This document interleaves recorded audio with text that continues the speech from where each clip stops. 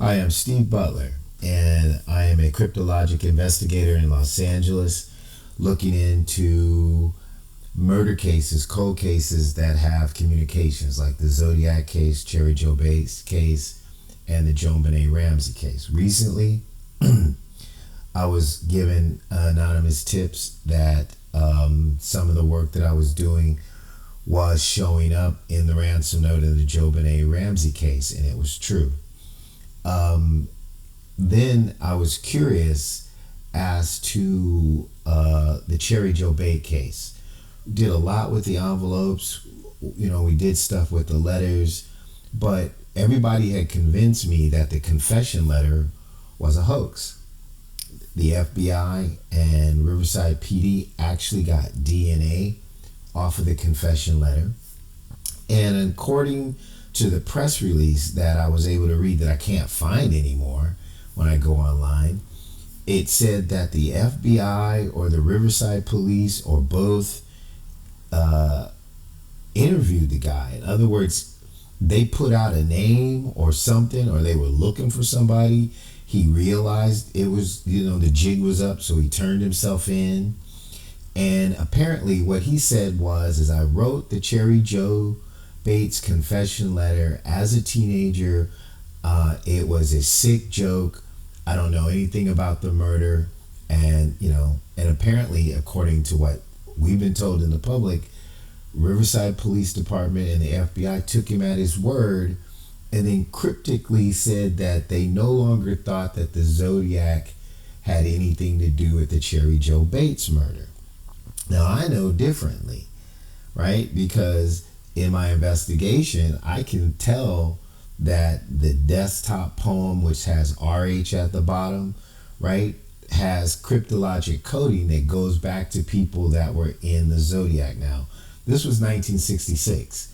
Zodiac as Zodiac, which is a group of people, didn't really get active until I think 68, 69. So maybe this was the early stages.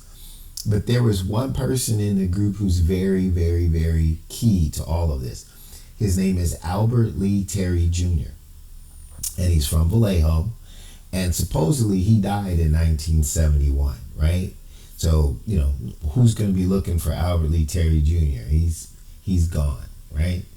Well, he's the person who seems to have this ability to embed images and to do all the cryptologic, like all those ciphers and codes and stuff that we found that you guys thought were terror letters that had misspelled codes in there that formed anagrams. And if you did a reverse negative, you would see pictures and impressions and just this really amazing artistic ability, and letters that look like pictures and pictures that look like letters. That was Albert Lee Terry Jr. And we believe he's alive today because we continue to track his communications online, because he uses the same mode and method all for 6 decades.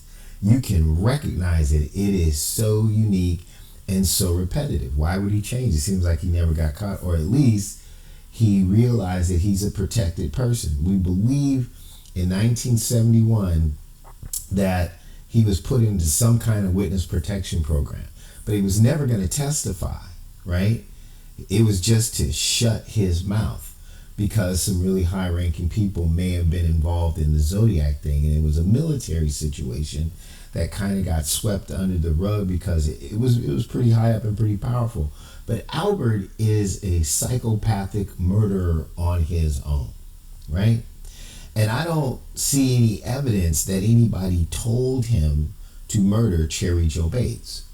And as a matter of fact, we found another document, right, that when you read it and you understand what's going on with that document, right? And it's a recent document, like in the late 20-teens. He explains what happened on the Saturday before he ended up in Riverside on Sunday and apparently stalked and killed Cheri Jo Bates, of which he describes pretty much in detail. But this is in like the late teens. It was a fake police report for Joseph D'Angelo, another serial killer, right? Where we were able to tell that it was Albert Lee's work, didn't have D'Angelo's signature. Albert signed it. He signs everything that he does. Take my word for it. And he was explaining to two people we know were Zodiac, Charlie and Ellen, in San Francisco, about kind of like why he killed Cheri Jo Bates. Like, okay, just to get the record straight, right? And then how he was not involved in a mechanical error that resulted in a helicopter crash that killed like 8 people, of which 5 members seem to have been mourned by Zodiac. Their names are coded into the Z408 on the left side of the column, bottom going up. It says RIP, and then it has some initials, and we found out exactly who those people are. So moving along, right? A lot of this I can do on my own, but throughout the 4 years that I've been doing this, or 3.5, whatever, I constantly get anonymous tips. They make declarative statements, or they ask questions that I know are tips, right? And it usually comes from some weird username, right? But I get a lot of cranks, so sometimes I have to sit back. And so somebody has just been banging me since we discovered that the confession letter is definitely an Albert Lee Terry Jr. product, because we found when we did reverse negative, his motif. There is an embedded image in there that you can see when you turn it into what's called a negative. It's a process from the 1800s. I can explain it. But if you treat paper with a certain type of salt solution, it becomes photographic, and you can print images on there that are not developed, that people cannot see with the naked eye. But if you take a picture of it, and because the camera effect grabs darkness and turns to light to darkness, the print on the top goes away and the image comes up. Well, you can do that in a Word document now, even with just the digital pictures. And the confession letter had coloring that let me know that it had been treated. So I wanted to start off with this memorial cemetery record that I got by, legal means, explain that we were investigating the Zodiac. And this was early in the investigation. I mean, we didn't know anything.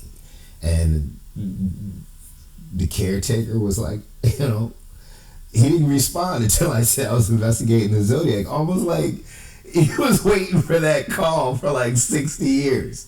Like he knew. He texted me back and said, you'll have it tomorrow. Boom. This is the memorial burial card for Albert Lee Terry Jr. And in the Darlene Ferrin case, right, in Vallejo when she was murdered, her sister said to one of the police officers, they like, well, who were her best friends? And she said, well, the blonde at the Waffle House and a guy by the name of Lee, who used to always bring her presents when he came back from Tijuana. Now, the owner's last name was Lee, and the police, if you read the reports, thought that was the Lee and never investigated it anymore, right? Well, Albert Lee Terry Jr. was based in San Diego, as far as we can tell from everything that we've been able to look at, including his confession about the Cheri Jo Bates murder, where he draws a map in the police report that shows he came up from Coronado. Well, there's a place down there called Imperial Beach, and there was an enlisted men's club, like they have an officers club, and it was right on the edge of Tijuana and San Diego. It's on the border, and that's where they would party, and there was a general store. So we're thinking that he'd buy stuff there and bring it back to Vallejo, and that he was good friends with Darlene Ferrin. So after the Darlene Ferrin murder, right, apparently that was not something he was cool with, and the Zodiac began to break up. We can see their internal communications. And I guess at some point after he had done so much murdering, because we think he did murders in Texas in 1971, like Colette Wilson, kid found in a swamp with her head cut off. I mean, this guy is crazy, right? He says in the confession letter for Cheri Jo Bates, I'm not sick, I'm insane. He's been crying out for help And they just keep letting this serial killer run wild. But that being said, here's his burial certificate. So Betty Terry is his sister by about 3 years. She's older than him about 3 years. And it says on here that he doesn't have a middle initial. Right? His middle name is Lee. His dad's name is Albert Lee Terry Sr. And we got his dad's card. It's perfect. So his sister lied to make sure that nobody was looking for a Lee. So we were like, okay, we've got the right person now, right? Says his birthplace is unknown. Guess where he was born? Apparently, according to the records that we could find, in Texas. So he would travel back to Texas to LA. So him killing people in Texas makes sense, right? He's supposed to have died in Las Vegas, right? So in Las Vegas, you can't get birth records unless you're the family or you seriously have some legal police way to get that. But death investigation records are public. And the girl was really nice. I told her what I was doing. I was investigating the Zodiac. We're on the phone. I said, do you have records back to, December 30th, 1971? She said, yes. Right? I'm like, all right. I said, she's like, who are you looking for? She said, when was he born? I said he was born in like 1930, 1931. She's like, well, in 71? She's like, okay, at his age, even if he died in Vegas of natural causes, there would have been an investigation. It's just a policy that they do, right?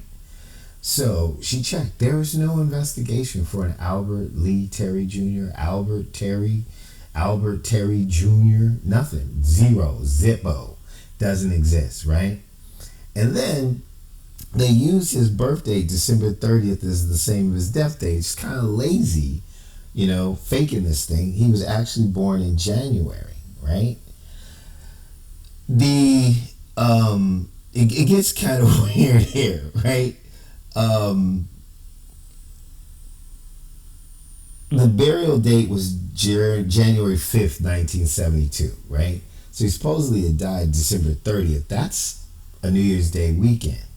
Spalding Mortuary is actually in Los Angeles. Curious as it seems, Spalding Mortuary is my family's mortuary. Everybody in my family that was buried or cremated was done at Spalding Mortuary. I went to Spalding Mortuary and talked to the director and gave her this thing, showed her these dates. She cracked up laughing. She was like, yeah, that's kind of tight.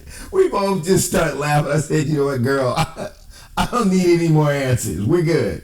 She just looked at me, shook her head, and said, well, we don't have records that go back that far. I said, I get it.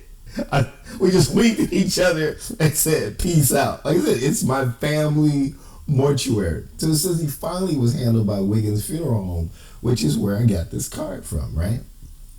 So this is bogus. This whole thing is bogus, right? This guy did not die in 1971, and we have letters that show that he was trying to get into the witness program through some fake documents that we got from the FBI because, freedom of information, right? And he was faking like he was an astrologer. And he's saying, well, I can tell you all this stuff about the Zodiac, his name, I can identify him, I can tell you what murders he was involved in. And he's throwing in murders that nobody even knew about, right? Because if you get into the witness protection program and you testify, you get immunity, right? But only if you testify and only if you testify truthfully. So this guy never testified. So wherever they put him, right, he's still in jeopardy. He's been in jeopardy for 6 decades.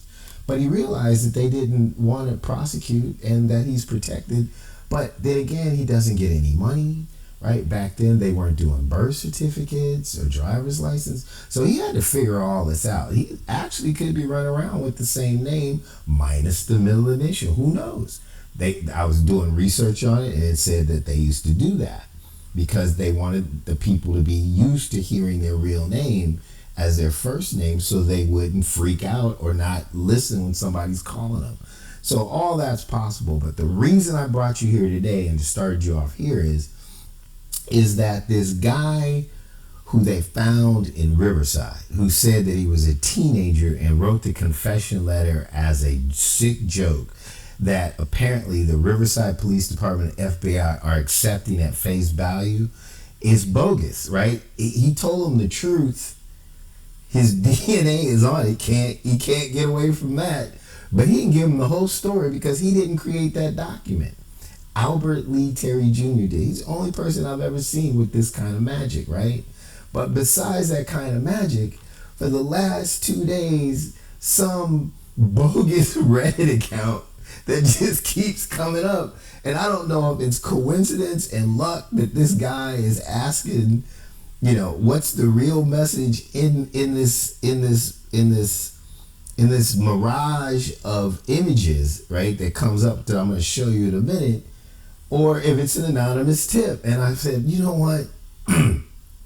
God works in mysterious ways. I said, either way, if it's some crazy dude who just kind of thinks that there's a message in there, or if it's an anonymous tip, which is how we usually get our tips, there must be something else in there that I'm not seeing. I didn't really examine it that close because you'll see it in a second. So let me drop this and let me show you quickly what it is we're going to be looking at. So we're going to be looking at this, and this is right side up. This is the image that's embedded in this letter right here. So this is the confession letter, and it says by, and there's a line, there's no name. It says CC Chief Police and Enterprise, right? It reads like somebody is reliving this murder, right? I try to make my videos short, but it never works out. So to give you a breath of fresh air on this thing, right? And if you're just catching up to it, I might as well go ahead and go through it real quick. So she was young and beautiful, but now she's battered and dead. She's not the first. She won't be the last. I lay awake nights thinking about my next victim. Maybe she will be the beautiful blonde that babysits near the little shore and walks down the dark alley each evening about 7. Or maybe she will be the shapely blue-eyed brunette, misspelling code, that said no when I asked her for a date in high school. But maybe it will not be either. But I shall cut off her female parts, deposit them for the whole city to see. So don't make it too easy for me. Keep your sisters, daughters, and wives off the streets and alleys. Miss Bates was stupid. She went to the slaughter like a lamb. She did not put up a struggle, but I did. It was a ball. I first pulled the middle wire from her distributor, which actually happened, right? Then I waited for her in the library and followed her out after 2 minuts, but it's minutes, right? Another misspelling code. And that's what the police surmised happened. No one actually knew that happened. And this came out 6 months into the investigation. This information was not in the public. The battery must have been about dead by then. I then offered to help. She was then very willing to talk with me. They figured that's why he disabled the car so he could talk to her. I told her that my car was down the street and that I would give her a lift home. She was found down the street in an alley between houses, and they figured somehow he talked her into it. This guy knows what the killer knows. I told her that my car was down the street, that I could give her lift home. When we were away from the library walking, I said it was about time. She asked me about time for what, he put quotes. Like, he's telling you, this is what really happened. This is not a joke. This is a guy reliving what he did, who's so narcissistic and psychopathic that he wants to put it out in public. He wanted this published so that the other people he was trying to impress that were in the Zodiac in Northern California could read exactly what he did to this girl, besides the other stuff that he left as evidence of what was going on. Quote, about time for what? I said it was about time for her to die. I grabbed her around the neck with my hand over her mouth and my other hand with a small knife at her throat.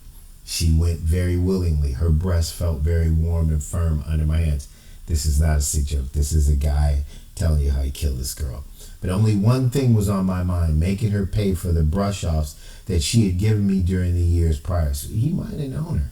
I mean, he went from Coronado to Riverside. He could have went anywhere. Orange County, LA. He went directly there. He said she died hard. She squirmed and shook as I choked her. The coroner says that she was asphyxiated and choked. He said her lips twitched. Come on. You really make that up as a sick joke? She let out a scream once, and I kicked her in her head to shut her up. The coroner said that the bruises were about her head showed that somebody stomped on her head. I plunged the knife into her, and it broke. I then finished the job by cutting her throat. Her throat was slashed. She bled out. I'm not sick. I'm insane. He's telling you who he is and what he did. But that will not stop the game. This letter should be published for all to read. It just might save that girl in the alley, but that's up to you. It will be on your conscience, not mine. Yes, I did make that call to you also. It was just a warning. Beware, I'm stalking your girls now. CC, Chief of Police, and Enterprise. So there was an Enterprise press down there. But some of the Zodiacs were also on the U.S. Enterprise CVN 65 station in NAS Alameda. And so this is also CC in the Enterprise. So he thinks he's slick, right? We believe this is Albert Lee Terry Jr.'s work, right? And to test that, I had to see if I put this in reverse negative and I saw these little smudge marks, I thought, yeah, this has been coded, right?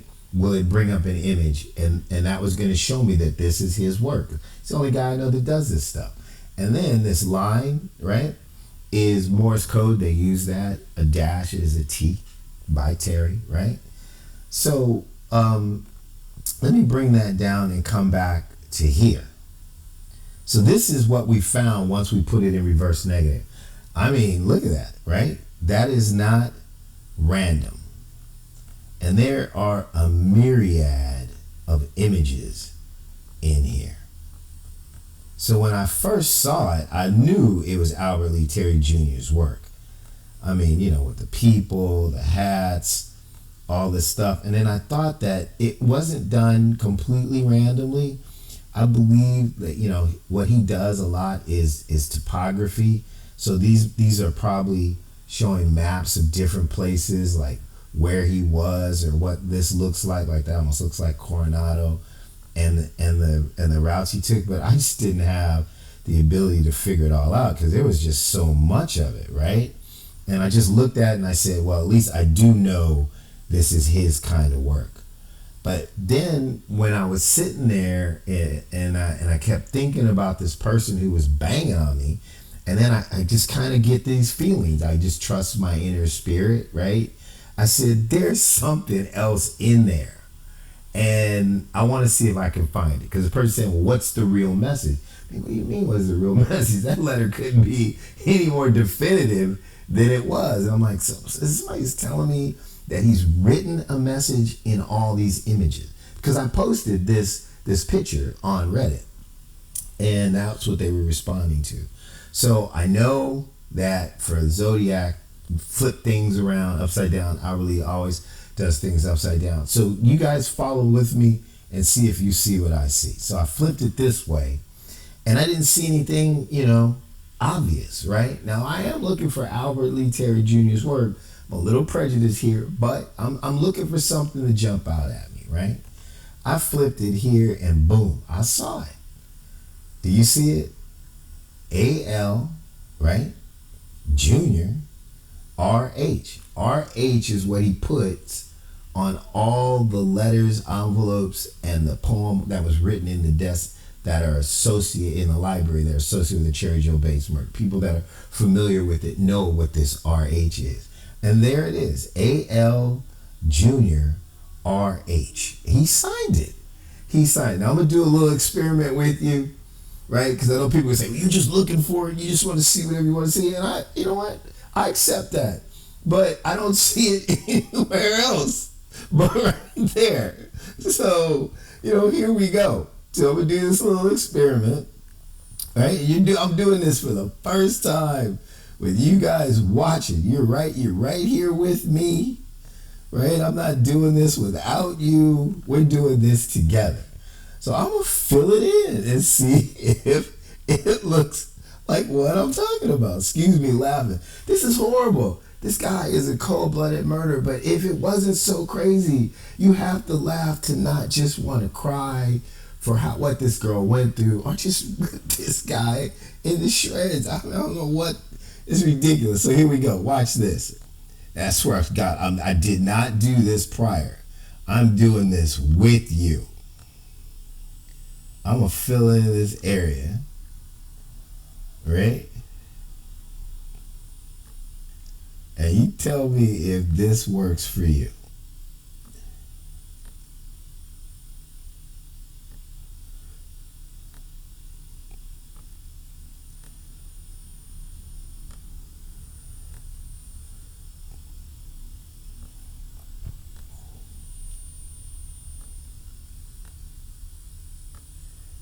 And then there he is, or somebody in a hat.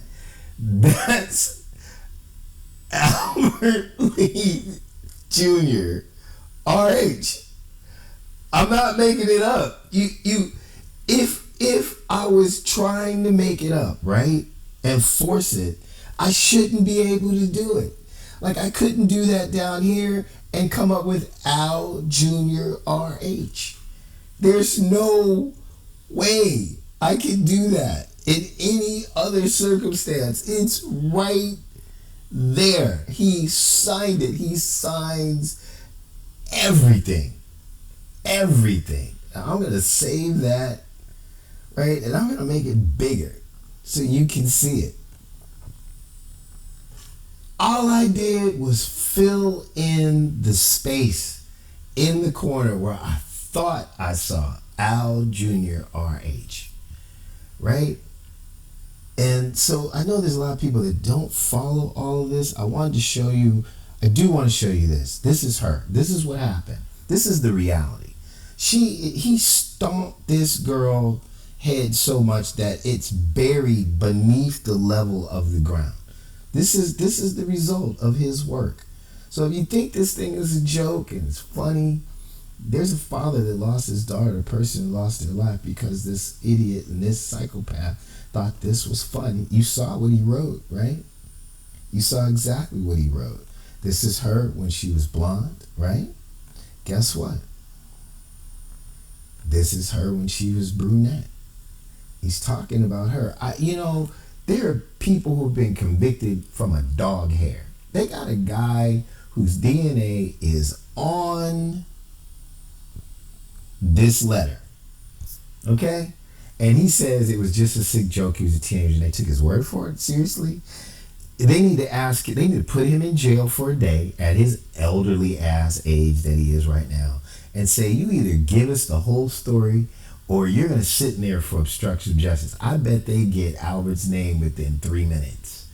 And he's got a story. He's got to tell how he met him, how he got this letter, what this whole deal was. And they have the ability if they want to. If they want to. They've been protecting him for 60 some odd years. This guy is horrible. I want to show you guys one more thing if I can find it. There is no guarantee I can find it because I wasn't prepared to do this right this second. So I may not have the image that I'm looking for right at hand. But I think it's important in light of what we were talking about. What I can do is try one more thing. I got another place to look. And I don't want to make this video too long, but hang with me, everybody. Do you guys see somewhere where it says desktop? Oh, got it. Okay. So let's go desktop. Am I going to go Albert Lee or Cheri Jo Bates? Let's go Cheri Jo Bates. Perfect. All right. RH, there it is. So this was written on a desk in the library that she was at. It was found sometime later by maintenance crew when they were moving it around, and it says sick of living, unwilling to die, and then goes into cut clean if real blood squirting shit. But it's signed RH. It's code to the people in NAS Alameda, but this is associated with the Cheri Jo Bates murder. So that's RH right there, right? And then, okay, these are the fake meter marks that were on the envelopes of letters that came that said Bates must die. These meter marks are just his drawing. The stamps they don't have the meter marks on top of them. The meter marks were actually below the stamps, when it crossed paths with the stamp. So these letters were never mailed, they were hand delivered. So this guy with the letter might also have delivered these letters. So here's the H from one of the fake meter marks, right? And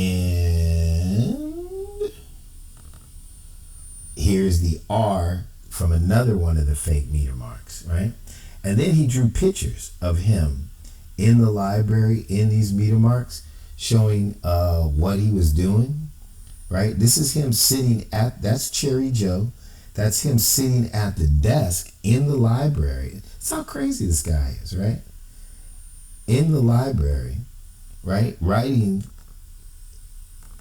this on the desk. And that comes from these envelopes. So this is one of the envelopes that went to the Riverside Police. And if you look very closely, see what I mean? How he makes letters look like pictures and pictures look like letters. That's a picture, a self-picture of him from what we can tell. And there's Cheri Jo Bates in her car where it won't start because he pulled the distributor cord. He literally mapped out what happened that day and how she's kind of limp here. I think he knocked her out in a word that's a Pictionary of how the murder went down. So when I'm telling you, right, that we are pretty much sure, like 1,000% sure. So see, these are the stamps on one of the envelopes. See how the meter mark is underneath the stamp? That means they were hand delivered. So that makes sense that somebody delivered the confession letter, right? This guy, let's go back to our deal.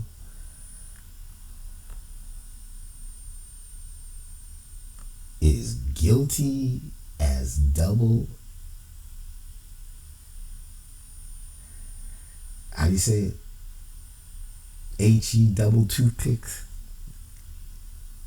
Al Jr. R.H. Embedded in this document, as when you take a picture of it and turn it into a negative or use a digital thing to do it, the writing goes away and this comes up.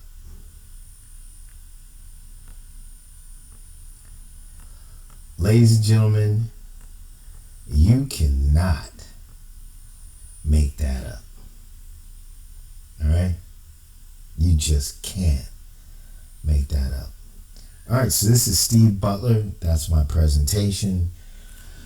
I'm doing the best I can to give the police what FBI Cryptologic should have gave them all these years. It's probably above their pay grade why this case is being covered up. I'm not blaming anybody. As a matter of fact, I think I know who Al Terry Jr. is. He's sick. He's been needing help for 6 decades. I'm hoping somehow all this can work out, where the families get the truth, people are brought to justice. They're too old to do anything really harmful to them, but at least the truth should come out. Because I believe that if these cases are solved and all this truth comes out, even the part that the government wants to hide, which I know for a fact they do because they got in my face and asked me to stop doing this and offered me a job, and I said no. I said I think this is the right thing to do. And so that's a whole nother story, but I was raised right. I was raised better than that. That we can save another kid's life. Some young kid who thinks that his situation or his life or her life is to the point where taking somebody else's life makes everything okay. And we can save, that's, whoever you believe in, whatever you believe in, yourself, Christ, whatever. I think even if you don't believe that the deities are real or whatever, but you have a sense of moral character about yourself, the story of Jesus Christ is a good one because he had a flock of sheep and then he went to go save the one lost sheep. Well, the flock of sheep were actually, they're in a group. They're protected. They can help each other. That one sheep was by itself. And if you are so focused on things that are already protected just because, you just want the money and you don't care about that one sheep, then the rest of the sheep are going to think that if they got lost, you're not going to care about them either. And if any of them in that group start to become despondent and they feel like nobody cares about them, right? They're going to become whatever in the group. So now you were trying to protect the group. You created a monster because you didn't care about one. So if we save one young kid's life that says, man, I heard about this case. It took them 66 years. They found the people. They got justice, man. And you know what? The things that that person did was wrong, and I got to find a counselor, or I've got to find a church, or I've got to find a teacher, or I've got to find a friend that makes me not want to take some person's life who doesn't deserve their life being taken because they didn't do anything to you, right? Then all my efforts are worth it, and all your efforts of watching and helping me get this message out are worth it. Praise the Lord in my name that I believe in, and thank you for the parents and aunts and cousins and friends and teachers and everybody that helped raise me to where I have the strength to actually fight through all the muck I have to bring you the truth. That, ladies and gentlemen, is not a coincidence. Thank you for listening.